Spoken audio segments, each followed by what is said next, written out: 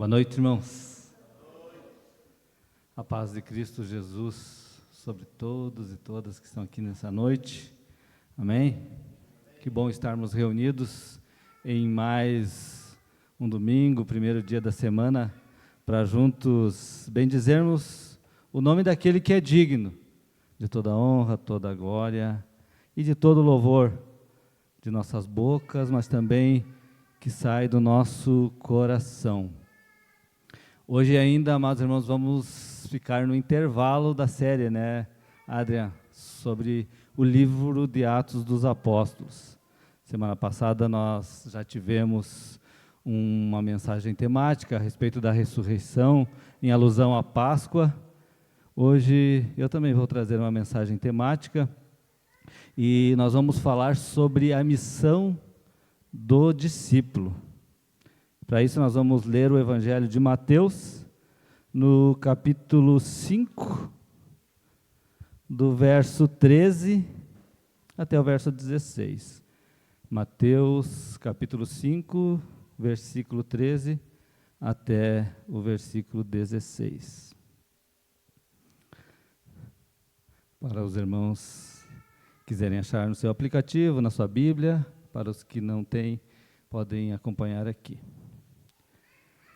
Nos diz assim, então, a palavra do Senhor, o Mestre Jesus falando aos seus discípulos: vocês são o sal da terra, mas se o sal perder o seu sabor, como restaurá-lo? Não servirá para nada, exceto para ser jogado fora e pisado pelos homens. Vocês são a luz do mundo. Não se pode esconder uma cidade construída sobre um monte. E também ninguém acende uma candeia e a coloca debaixo de uma vasilha. Ao contrário, coloca-a no lugar apropriado, e assim ilumina a todos os que estão na casa. Assim brilhe a luz de vocês diante dos homens, para que vejam as suas boas obras e glorifiquem ao Pai de vocês que está nos céus. Amém? Que Deus nos dê graça e que o mover do seu Espírito nos leve mais próximo de sua vontade. Amém? Irmãos, quando eu passei o tema da mensagem, o Adriano já me pergunta, tá, mas qual que é a missão do discípulo? A primeira coisa que ele fez foi me colocar contra a parede. Mas qual seria, irmãos, a missão do discípulo, daquele que segue a Jesus? Qual seria a missão? Qual é a função, amados irmãos? Não é uma característica, é a função do discípulo. Qual é a razão dele ser?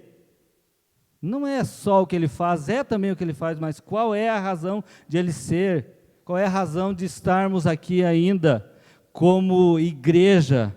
Qual a missão da igreja na terra? Por que ela ainda está na terra?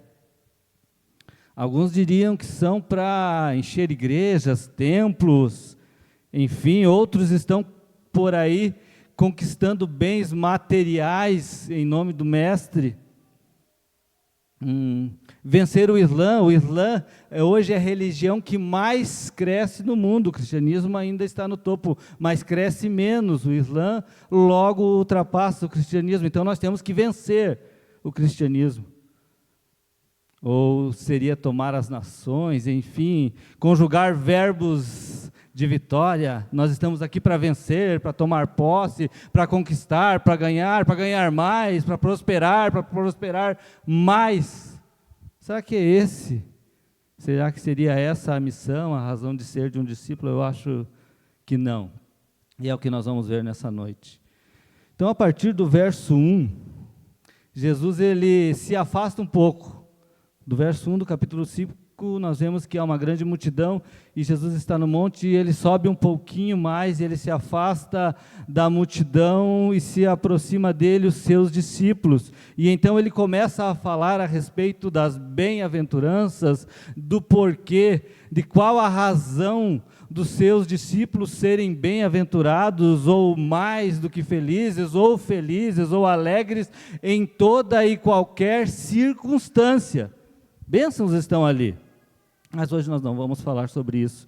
Então, depois de ele falar sobre esses motivos de alegria em qualquer circunstância, ele começa algumas metáforas, duas aqui, sal e luz. Alguns dizem que há 3, uma cidade sobre o monte, mas são poucos. Há 2 metáforas aqui, o sal e a luz.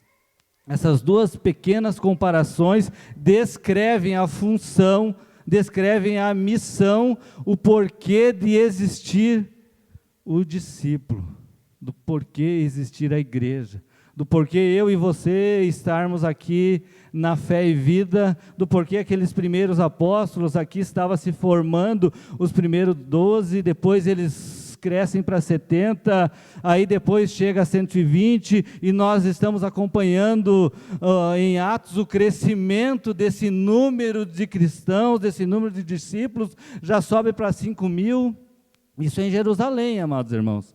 E depois se espalha em Samaria, toda a Judéia, e vai crescendo. Os cristãos, eles cresceram. Então os discípulos, eles crescem. Nós estamos aqui porque aqueles primeiros discípulos, eles continuaram plantando uma semente. E hoje nós estamos aqui. Então ele começa no verso 13, através dessas 2 metáforas, primeiro a do sal, depois a de luz, uma positiva e outra negativa. O sal, ele tem uma função negativa, ele trabalha impedindo alguma coisa, nós vamos ver, e a luz, ela é totalmente positiva. Uma é visível, a outra é invisível, uma tem uma ação interna e a outra, ela atua externamente. Verso 13, vocês são o sal da terra, mas se o sal perder o seu sabor, como restaurá-lo? Não servirá para nada, exceto para ser pisado, para ser jogado fora e pisado pelos homens. Jesus diz aos seus discípulos bem no princípio, vocês são. Vocês, a segunda pessoa do plural, são.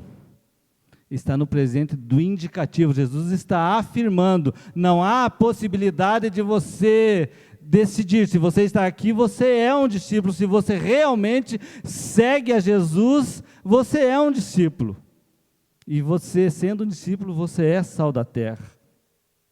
E também luz do mundo. Mas isso, amados irmãos, é mais do que fazer, é ser. Ser é o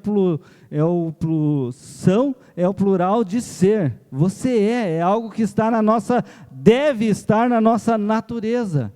É a natureza de todo cristão, é a natureza de todo discípulo ser sal da terra e luz do mundo. Ou você é sal, ou você não é um discípulo. Sal que não cumpre a sua missão não serve para nada. É isso que diz o versículo 13, exceto para ser jogado fora e pisado pelos homens. Um pouquinho do sal. O sal, ele já foi usado como moeda pelos romanos, para os gregos era um presente divino, e em outras culturas ele simbolizava a purificação.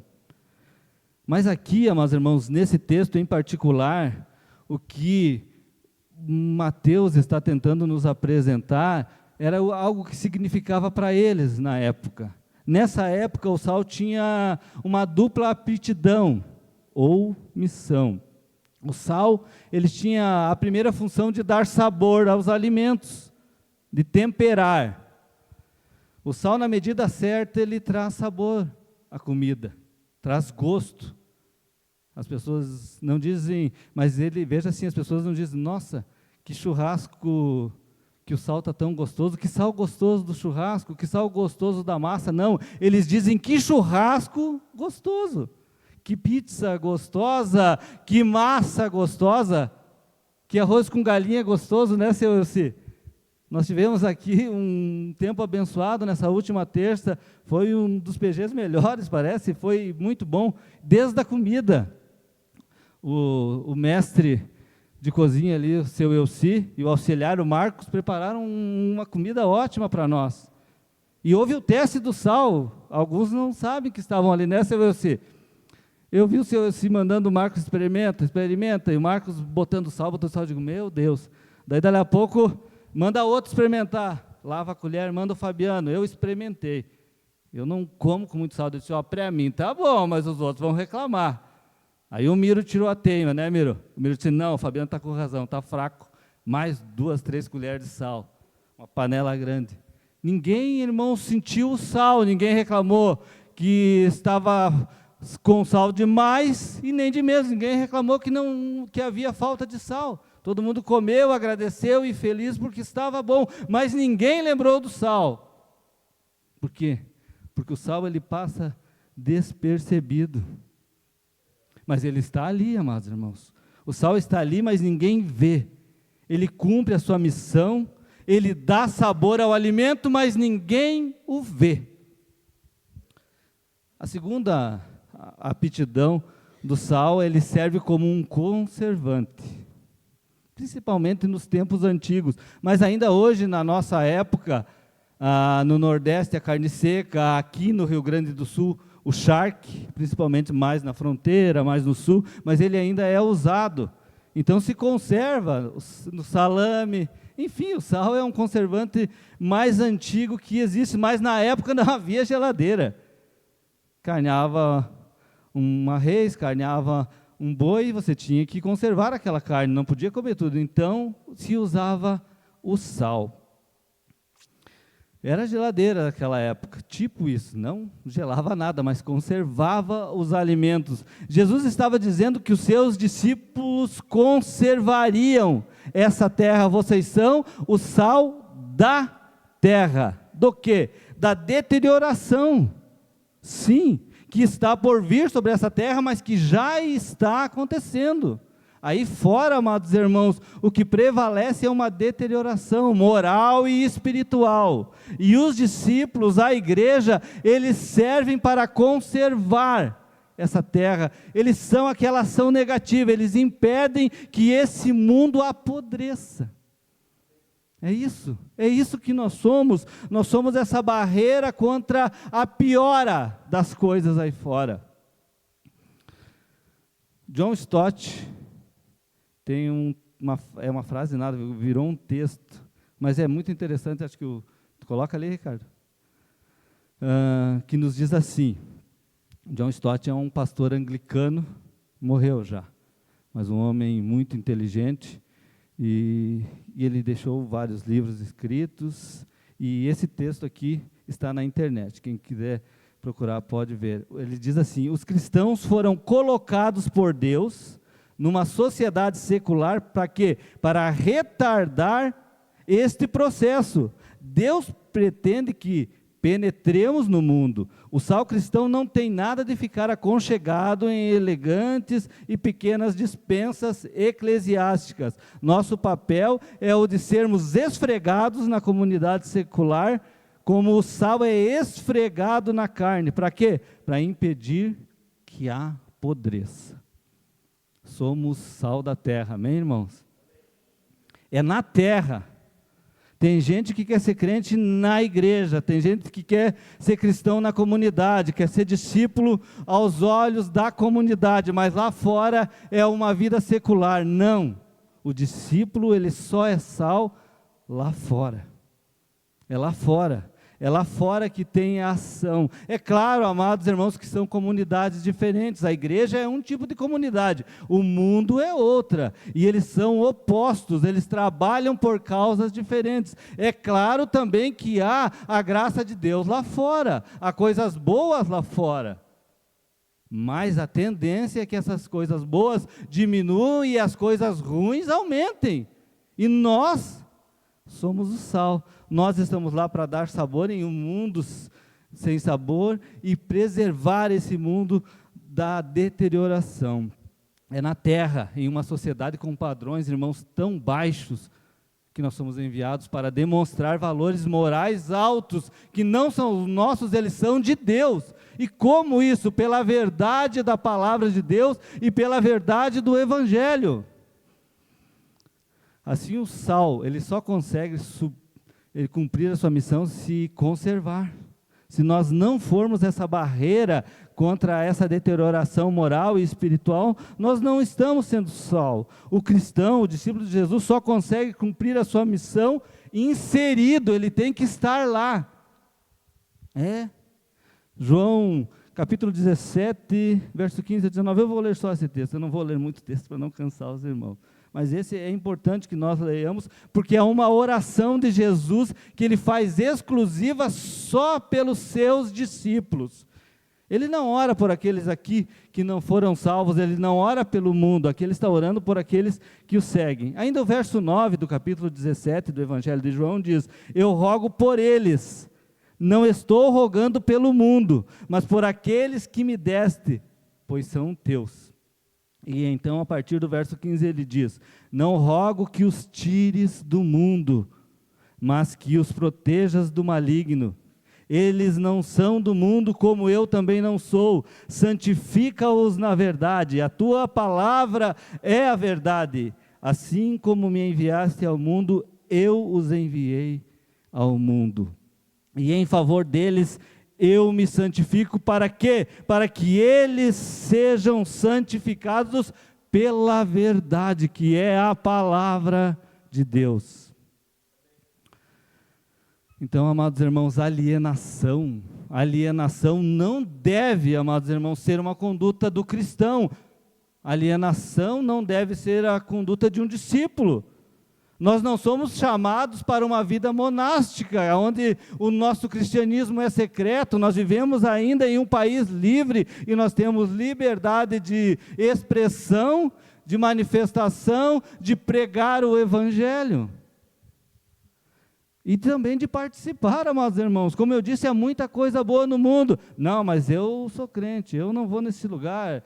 Coloca barreiras, amados irmãos, como se Deus estivesse preso na nossa mente pequena, quando Deus está nos mandando ir. Se nós não nos relacionarmos com pessoas fora do nosso círculo da igreja, do que adianta o Espírito Santo habitar em nós? Do que adianta aprendermos tanto da palavra de Deus?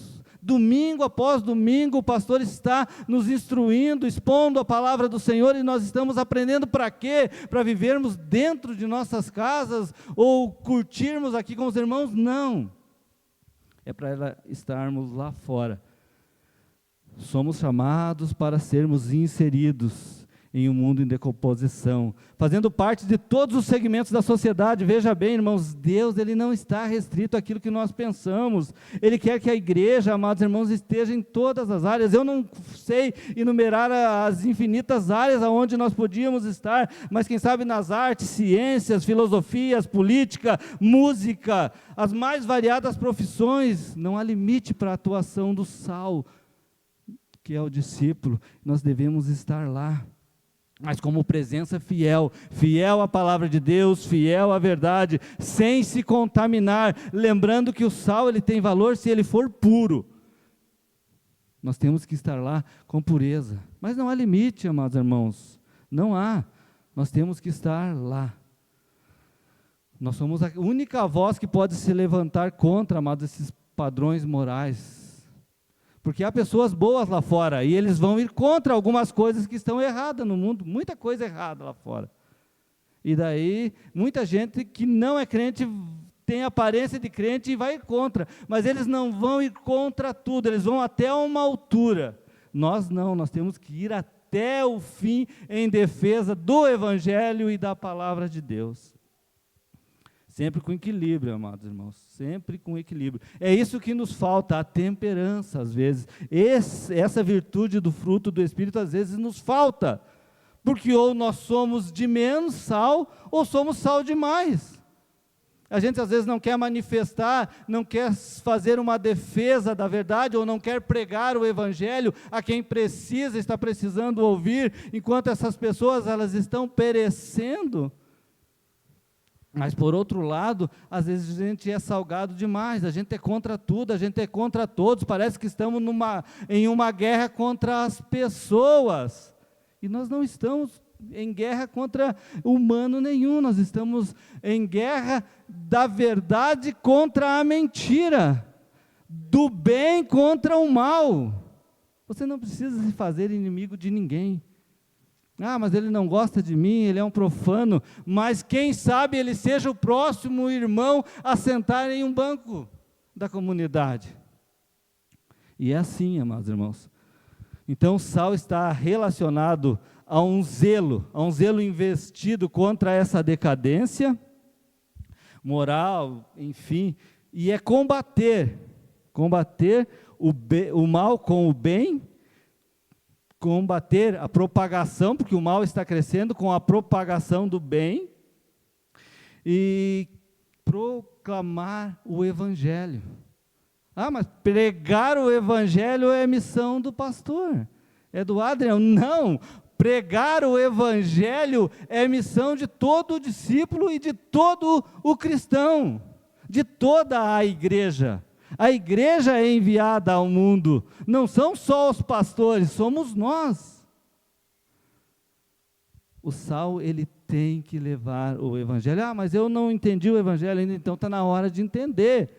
O Evangelho não é complicado, é simples, e ele tem sido pregado aqui domingo após domingo.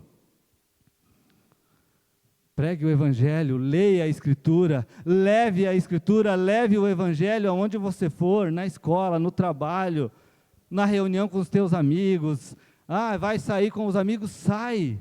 Você sabe até aonde você pode ir, não precisa o pastor estar dizendo, vem aqui se informar com o pastor, o que eu posso fazer, pastor? Vou sair com os meus amigos no final de semana. Você sabe, não precisa um manual do pastor, não precisa, né, Adriano? Você tem a Bíblia, é o manual de todo cristão. Os discípulos têm que estancar, nós temos que estancar essa corrupção do mundo. Ser santo, como santo é o nosso Deus, 1 Pedro capítulo 1, verso 15 e 16. Ser sal, então, é proclamar, amados irmãos, é proclamar a verdade do Evangelho. O Evangelho é a cura para a doença espiritual, amados irmãos, desse mundo aí fora. Eles vão procurar em todos os lugares. Alguns não querem a cura do pecado, alguns querem coisas terrenas, mas alguns estão buscando. E é nós que temos, amados irmãos, a fórmula do Evangelho que é capaz de convencer o homem do seu pecado. Ser sal, amados irmãos, então é mais, claro que é o que fazemos, ser sal é o que fazemos, mas é mais do que isso.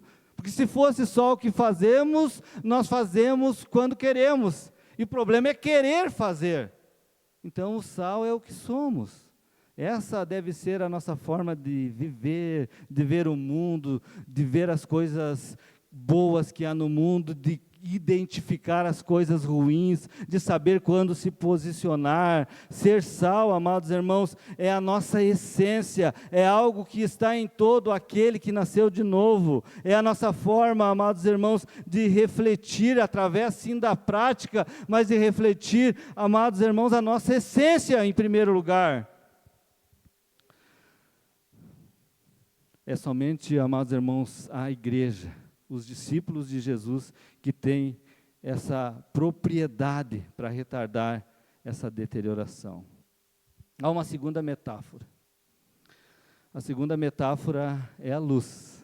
Eu já vou ler os 3 versos aqui.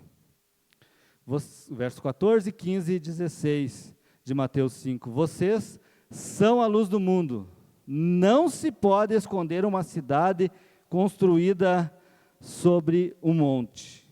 E também ninguém acende uma candeia e coloca debaixo de uma vasilha. Pelo contrário, coloca ela num lugar apropriado. E assim ilumina a todos os que estão na casa. Assim, brilhe a luz de vocês diante dos homens. Para quê? Para que vejam as suas boas obras e glorifiquem ao Pai de vocês que está nos céus. E Mateus, dos Evangelhos, o livro que mais cita, né, o livro de Isaías.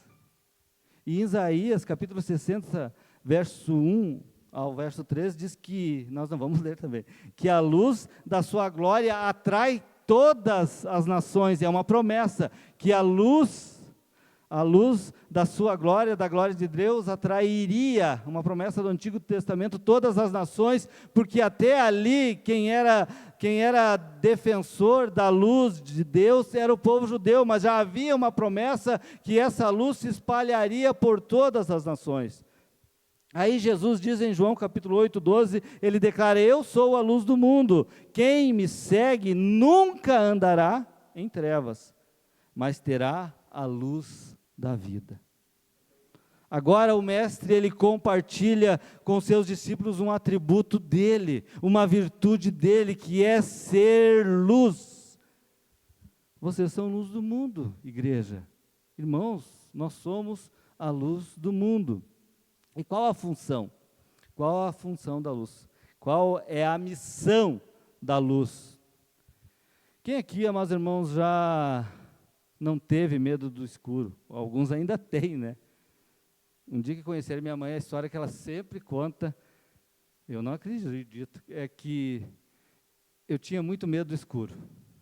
Sempre que ela vai encontrar alguém, quando ela falar de mim como criança, ela vai dizer que eu tinha medo do escuro. E eu acho que eu tinha, mas sei lá, mas eu era muito corajoso também. Mas enfim, irmãos, nós temos que pensar na escuridão de uma forma diferente. Nós estamos hoje de noite, é noite aí fora, é noite. Mas mesmo ali fora nós saímos, nós temos acesso à luz, à iluminação pública. Nós entramos no carro, ligamos o carro e saímos, e nós temos luz no farol, nós temos uma luz interna no painel, nós olhamos a patroa que está ao lado, as crianças atrás, sem tanta luz, mas nós estamos vendo. É necessário olhar, amados irmãos, o texto. Olha lá, ó. É disso para pior, isso é pouco. Porque se fôssemos viver no breu da escuridão, seria diferente. Nos tempos antigos era assim, amados irmãos, eles não tinham acesso ao mínimo de luz à noite. Era uma lamparina, algo que se carregava assim, enfim, nas casas tinha alguma coisa, mas era pouquíssimo. Sem ela, amados irmãos, era um breu total. Isso era um estado de trevas. Pense se apagássemos tudo. O Miro deu uma baita informação para nós, mas é disso para pior. Se não tivesse nada de luz aqui, nem um celular, nem uma luz da iluminação pública, nada, nós não veríamos nada. Nós não veríamos as coisas belas que aqui, nós não veríamos os nossos símbolos de fé na parede, nós não veríamos um ao outro, que é a função da luz, de trazer essa visão, é o que Jesus diz a eles, a luz traz essa possibilidade de ver os que estão na casa. Nós podemos nos olhar e nos ver um ao outro. Se não tivesse luz, nós estaríamos como cego, tateando aqui dentro, batendo, procurando a porta de saída, aí nós saíamos ali fora, não há nenhuma luz em nenhuma casa, em nem um poste, não há um carro com iluminação. Era assim na época. Então, amados irmãos, nessa época, a noite ela representava, era o sinônimo de perigo. Perigo de assalto, de roubo, de violência e perigo de morte. Muitos perdiam a vida à noite. Então, amados irmãos, é por isso que somos a luz, porque nós somos a oposição a todas essas coisas. Se as trevas e a escuridão trazem a dor, trazem a tristeza, trazem o perigo e trazem a morte, os discípulos de Jesus levam a cura, eles levam a alegria, levam a segurança e levam a vida. Então, amados irmãos, Jesus está dizendo que os seus discípulos, eles seriam o oposto do que tudo o que as trevas representavam para aquela época. E nesse sentido, irmãos, qual é a influência da igreja?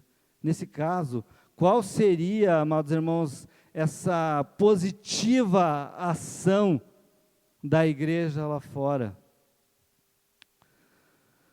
Além, amados irmãos, de que essa luz deve estar em um lugar de destaque, aqui alguns vão tremer a perna, mas é o que Jesus está dizendo, não se pode esconder essa luz, ela deve aparecer, essa luz, porque Uma cidade, não se pode esconder uma cidade construída sobre o monte. Uma cidade no vale era muito bom, mas uma cidade no monte era muito mais segura. E além de ser segura, ela servia de orientação para o viajante. O viajante, ao ver aquela luz de uma certa cidade, ele entendia que estava chegando em um local seguro. Para quem está andando em estradas que não se sabe quanto tempo vai levar, você faz um plano. Na época era no lombo de animais, de cavalos, camelos, enfim, faz um plano. A gente às vezes faz plano de viagem. Às vezes você sai de carro e pensa, vou chegar em tal lugar em 3 horas, dá um problema, fura um pneu.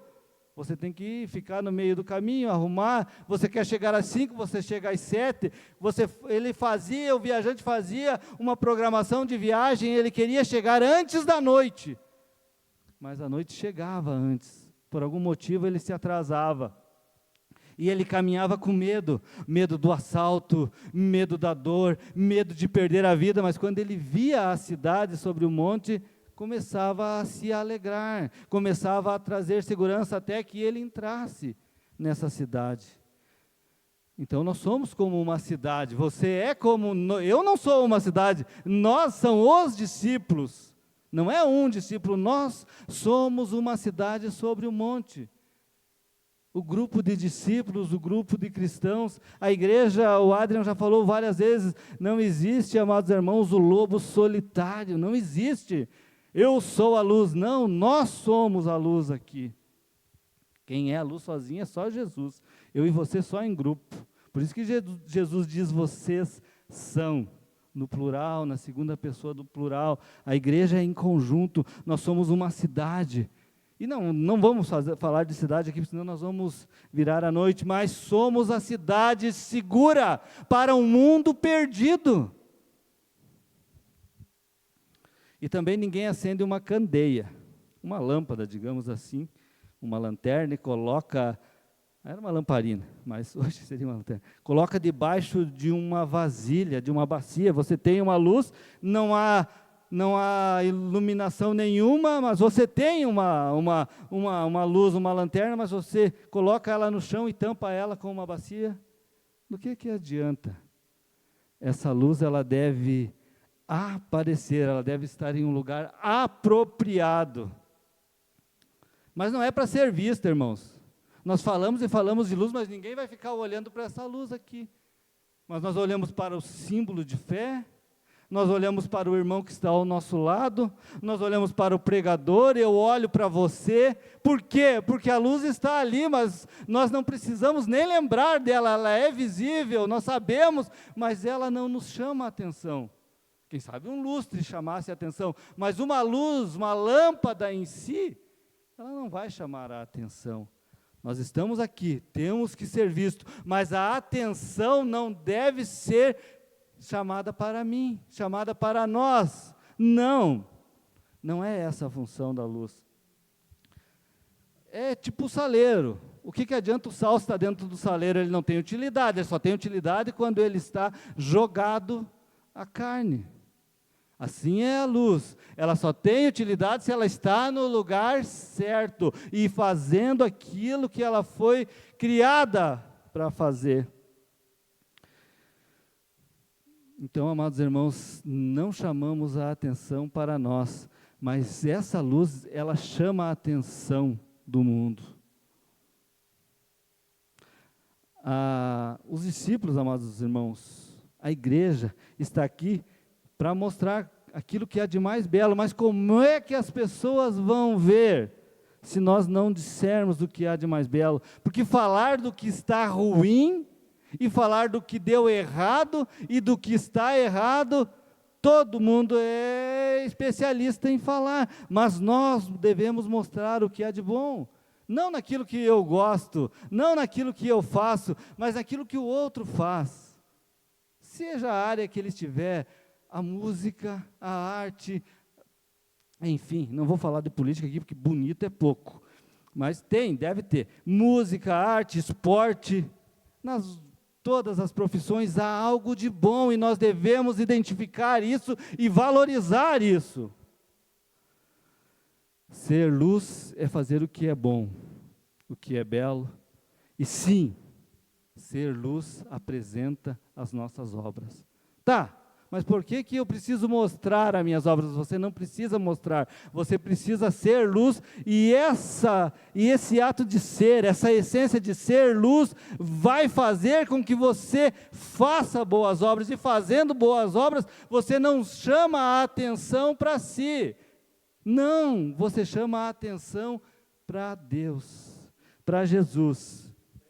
Assim, brilhe, no verso 16, a luz de vocês diante dos homens, para que vejam as suas boas obras. O mundo tem que ver as boas obras do discípulo, as boas obras da igreja. E para quê? Para que eles sejam valorizados mais, para que ele possa se engrandecer? Não, e isso serve para que glorifiquem o Pai de vocês, que está nos céus.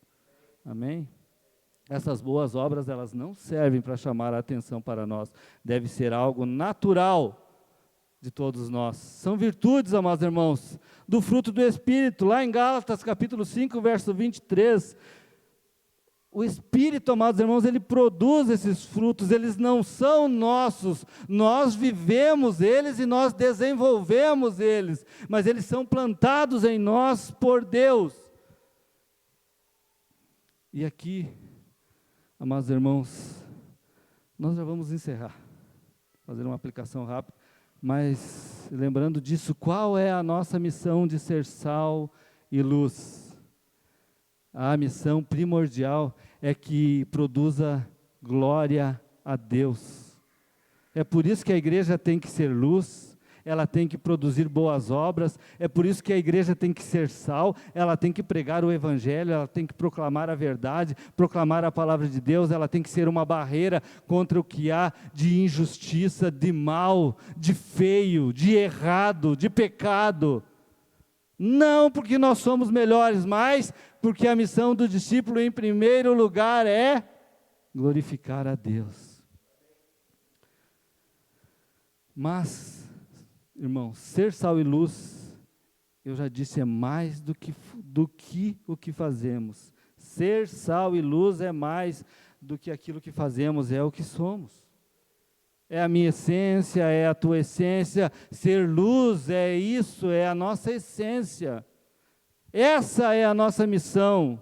Sim, a nossa missão é que fazendo isso, amados irmãos, outros vejam isso ou sintam isso e abram os ouvidos e Deus os ressuscite da morte espiritual em que estão e eles ouçam o evangelho e sejam salvos.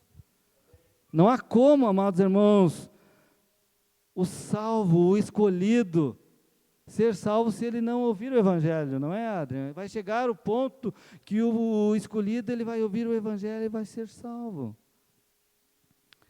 Efésios 1, verso 1. Nele fomos também escolhidos. Nele fomos também escolhidos, tendo sido predestinados conforme o plano daquele que faz todas as coisas, segundo o propósito da sua vontade, a fim de que nós, os que primeiro esperamos em Cristo, sejamos para louvor da sua glória. Eu e você somos o sal, somos a diferença nesse mundo.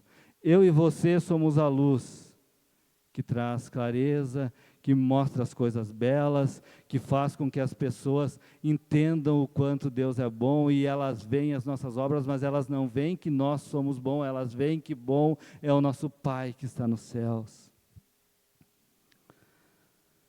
Era isso, meus irmãos, e eu gostaria de orar com você nessa hora. Pai, é no nome de Jesus que nós te louvamos, ó Deus, pela beleza que há em Ti, ó Pai, Tu compartilha conosco isso, Senhor, nos faz entender, ó Pai, o momento em que vivemos, e nos faz entender, ó Pai, como somos, ó Pai, luz nesse mundo de trevas, sal nesse mundo, ó Pai, que perece. Ah, Senhor, sim, nos leva a entender, ó Pai, que temos uma função, que há em nós uma missão, e ela foi em nós implantada pelo Teu Espírito, ó Pai. Nos dá graça, nos perdoa, ó Pai, a nossa omissão, nos perdoa, ó Pai, sim, Senhor, aquela falta de fazer o que sabemos que temos que fazer, ó Pai.